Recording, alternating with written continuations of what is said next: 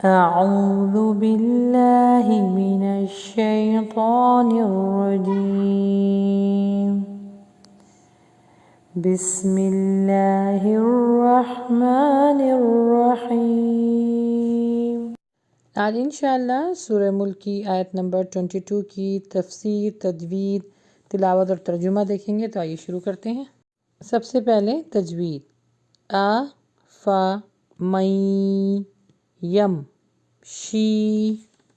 یہاں پہ نون کو اسکپ کریں گے کیونکہ آگے مشدد ہے اور میم کو ہم یا سے ملائیں گے۔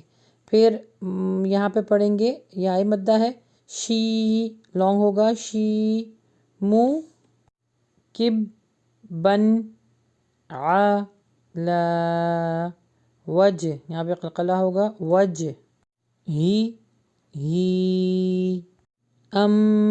یہاں پہ غنہ ہوگا، میم کے اوپر مشدد ہے، مئی آگے یا سے کنیکٹ ہوگا، مئی یم شی س وی ین ع لا سی رو کو ہیوی پڑھیں گے اور الف مدہ لانگ کریں گے، سی رو تم، یہاں پہ بھی غنہ ہوگا، تم مستقیم۔ اب آئیے اس کی تلاوت سنتے ہیں۔ أفمن يمشي مكبا على وجهه أهدى أمن يمشي سويا على صراط مستقيم۔ ترجمہ، بھلا جو شخص اپنے منہ کے بل اوندے ہو کر چل رہا ہو زیادہ صحیح راہ پانے والا ہے یا جو سیدھا کھڑا ہو کر صراط مستقیم پہ چل رہا ہو؟ اس آیت میں اللہ سبحانہ تعالیٰ نے سوال پوچھا ہے اور یہ آیت کے اندر الحمدللہ اتنی خوبصورتی سے اللہ سبحانہ تعالیٰ نے مثالیں دے کے سمجھایا ہے دو لوگوں کے بارے میں۔ اب سنیے گا اس کی تفسیر۔ ایک شخص وہ ہے جو سیدھا چلتا ہے، صراط مستقیم یعنی حق اور باطل کو جانتا ہے، اچھے اور برے کی تمیز رکھتا ہے، اچھے اعمال کرتا ہے، صحیح بات کو پہچانتا ہے، غور و فکر کرتا ہے، آنکھیں کھول کے چلتا ہے، اعتدال کے ساتھ چلتا ہے، اچھی بات کو قبول کرتا ہے، عمل کرتا ہے، اس پہ مستقل مزاجی کے ساتھ چلتا ہے۔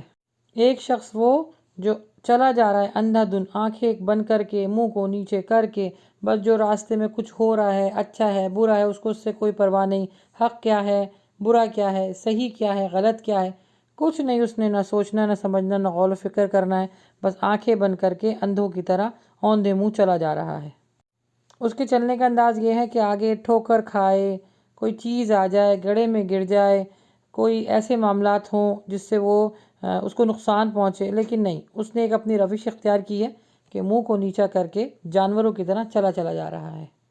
اس کے راستے میں مصیبتیں بھی آتی ہیں، آزمائشیں بھی آتی ہیں، ٹھوکر کھاتا ہے لیکن سمجھتا نہیں ہے کہ وہ کر کیا رہا ہے۔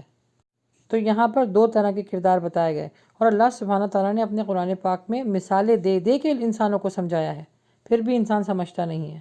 کتنی پیاری مثال ہے، حالانکہ اس کو اگر آپ ترجمے کے حساب سے پڑھیں تو آپ کو سمجھ میں نہیں آئے گا، لیکن جب آپ تفسیر میں جائیں گی تو پتہ چلے گا کہ اس آیت میں اللہ سبحانہ تعالیٰ کا کیا مقصد ہے، کیا بتانا چاہ رہا ہے۔ بہت پیاری پیاری مثالیں دے کر اللہ سبحانہ تعالیٰ نے انسانوں کو سمجھایا ہے۔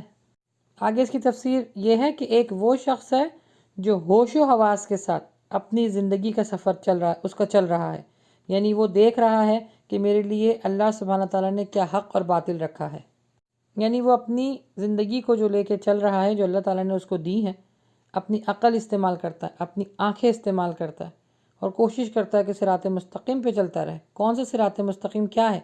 اللہ کا راستہ، اللہ کا دیا ہوا راستہ، نبی صلی اللہ علیہ وسلم کی تعلیمات۔ تو وہ سوچ سمجھ کر، اسٹڈی کر کر، تعلیم حاصل کر کر پھر کوشش کرتا ہے کہ میں عمل کے میدان میں کودوں۔ اور دوسرا وہ شخص ہے بس اس کے دماغ میں جو بات بیٹھ گئی سو بیٹھ گئی، اب اس نے نہ اس کی تحقیق کرنی ہے، کسی نے اس کو کچھ بتا دیا، امی نے بتا دیا کہ یہ دین ہے، ابو نے بتا دیا کہ یہ دین ہے، بھائی نے بتا دیا کہ اس طرح نماز پڑھنی ہے، محلے والے جو خالہ ہوتی ہیں ان سے قرآن پڑھ لیا، قرآن کی کبھی تفسیر نہیں جانی، کبھی ترجمے پہ غور نہیں کیا، کبھی عمل پہ غور نہیں کیا کہ کیا کر رہے ہیں، کیا ہو رہا ہے، کیوں اس دنیا میں آئے ہیں، بس جو اپنے بڑوں سے سیکھ لی، بس جانوروں کی طرح منہ نیچے کیے اور وہ چل رہا ہے۔ آپ نے جانوروں کو دیکھا نا، کتا، بلی، گھوڑا، جتنے بھی جانور آپ نے دیکھے ہیں جو چلنے والے ہیں، دیکھیں کس طرح منہ کو نیچے کر کے، اور ان کی باغ دوڑ کسی اور کے ہاتھ میں ہوتی ہے، اور بس چلے جاتے ہیں، جہاں پر ان کو ڈنڈا پڑتا ہے اسی طرف رخ موڑ لیتے ہیں، جہاں پر ان کو بیٹھنے کو کہا جاتا ہے بیٹھ جاتے ہیں، یعنی ان کی اپنی کوئی سوچ، اپنی کوئی عقل نہیں ہوتی، اس لیے تو یہ جانور ہیں۔ اور اس کی مثال اللہ تعالیٰ نے کیسے دی ہے؟ انسانوں کے ساتھ، کہ کچھ انسان بھی زندگی اپنی ایسی گزاریں جیسے جانور۔ جو اسی طرح کچھ لوگ اس زمین پر ایسے جیتے ہیں، وہ عقل سے کام نہیں لیتے، نہ وہ کچھ شعور کو بیدار کرنے کی کوشش کرتے ہیں، نہ وہ یہ جاننے کی کوشش کرتے ہیں کہ ان کے ساتھ اللہ سبحانہ تعالیٰ نے کیا معاملہ کرنا ہے۔ دیکھیں، علم کا حاصل کرنا ہر مسلمان مرد اور عورت پہ فرض ہے، فرضیت ہے، اور یہ فرض وہ ہے جو اللہ سبحانہ تعالیٰ پوچھے گا۔ ایک بات جو دل میں سما گئی، بس گدھوں کی طرح اس بات پہ اڑ گئے، کوئی کمفرٹیبل زون نہیں، کوئی فلیکسیبلٹی نہیں کہ آیا کہ سامنے والا کیا رہا ہے۔ جتنی مرضی ان کو آپ دلیلیں دے لیں، جتنی ان کو قرآن و حدیث بتا دیں، جن کو آپ ان کو ریفرنس نمبر بتا دیں، نہیں، جو ان کے آباء و اجداد نے ان کو بتایا ہے وہ اسی پہ اڑ کے رہ جاتے ہیں۔ یہاں جو یہ ورڈ یوز ہوا ہے نا، مکبن، یہ اس ہٹ دھرمی کو کہا جاتا ہے جس کی عقل میں کوئی چیز سماتی ہی نہیں ہے، یا یہ ایسی کیفیت کے لیے آتا ہے جس میں انسان اس فیلنگز میں چلا جاتا ہے کہ اس کو حق بات قبول کرنے کی کوئی سمجھ ہی نہیں ہوتی، اور نہ وہ سمجھنا چاہتا ہے، یعنی بالکل ایسا ہٹ درم ہو جاتا ہے جیسے گدھا۔ آپ گدھے کو دیکھیں، اگر وہ کہیں ایک جگہ رک جاتا ہے، آپ اس کو جتنا مارو وہ ہلتا نہیں ہے جب تک سے اس کی مرضی نہیں ہوگی۔ لیکن انسان کی بدقسمتی کی علامت ہے کہ اپنے آپ کو اتنا آپ جو ہے وہ اتنا یعنی خول میں بند کر لیں کہ کوئی بات آپ کی طرف آئے تو آپ اس کو اٹھا کر دیوار میں مار دیں۔ جاننے کی، سمجھنے کی کوشش تو کریں۔ ابھی جیسے کتنے ہی نماز کے اوپر کتنے اختلافات چلتے ہیں، علماء کے اندر اس معاملے پہ بحث ہوتی ہے، کچھ کہتے ہیں نماز میں جو ہے مرد اور عورت کے فرق ہے، کچھ کہتے ہیں نہیں ہے، اور اگر کسی کو سمجھانے کی کوشش کرو تو وہ الٹا آپ ہی کے سر چڑھ جائے گا، سمجھنے کی کوشش نہیں کرے گا، کیونکہ وہ اپنے ایک دلیل اور اپنے ایک پیٹرن سے آ رہا ہوتا ہے۔ مومن ایسا نہیں ہوتا۔ مسلم پتہ ہے کسے کہتے ہیں؟ مسلم کیسا ہوتا ہے؟ وہ اونٹ جس کی نکیل اپنے مالک کے ہاتھ میں ہو، وہ ہوش سے اور مالک کے بھروسے پہ چل رہا ہو۔ جو مسلم ہوتا ہے وہ بات کو سمجھتا ہے، سمجھنے کے بعد وہ عمل کرنے کی کوشش کرتا ہے، ہٹ درمی کر کے ایک ہی راستے پہ یا ایک ہی جگہ پر نہیں اڑ جاتا۔ ہر بات کو سنے، اور جو بات غلط لگتی ہے اس کو دلیل کے ساتھ رد کرے۔ یہ نہیں کہ صرف ہٹ درمی کے ساتھ کہ مجھے تمہاری نہیں ماننی، میں نہ مانوں، یہ والی رٹ نہ لگائے، دلیل کے ساتھ رد کرے۔ ضد سے دلیل کرنا اور دلیل سے رد کرنا یہ دو مختلف چیزیں ہیں۔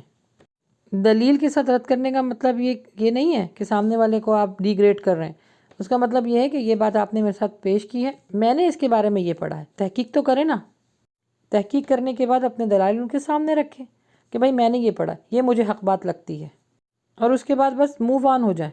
اور ضد سے رد کرنا کیا ہے؟ بس مجھے ماننا ہی نہیں، جو بھی کچھ کہتے رہو، چاہے دلیلیں لے آؤ، چاہے حدیث نمبر لے آؤ، چاہے قرآن لے آؤ، نعوذ باللہ من ذالک، مجھے ماننا نہیں ہے، کیونکہ میرے آباء و اجداد نے جو مجھے بتا دیا، میری امی نے، میری خالہ نے جو مجھے بتا دیا، بس مجھے اسی پہ چلنا ہے۔ تو یہ دو طرح کے لوگ اللہ تعالیٰ نے بتائے ہیں۔ اب ہمارا کام یہ ہے کہ ہم اپنے آپ کو پہچانیں، کیا ہم جانوروں کی طرح صرف منہ نیچے کر کے ایک ہی راستے پر اپنے عقل کو استعمال نہ کرتے ہوئے چل رہے ہیں، یا ہم وہ شخص ہیں کہ جو عقل، شعور جو اللہ تعالیٰ نے ہمیں دیا ہے اور جو نعمت ہمیں بنائی ہے اشرف المخلوقات، اس کا استعمال کرتے ہوئے اپنی زندگی گزار رہے ہیں۔ یہ ہم سب کو اپنی اپنی زندگی کا محاسبہ کرنا ہوگا۔ اللہ سبحانہ تعالیٰ ہمیں نیک عمل کرنے کی توفیق عطا فرمائے، آمین۔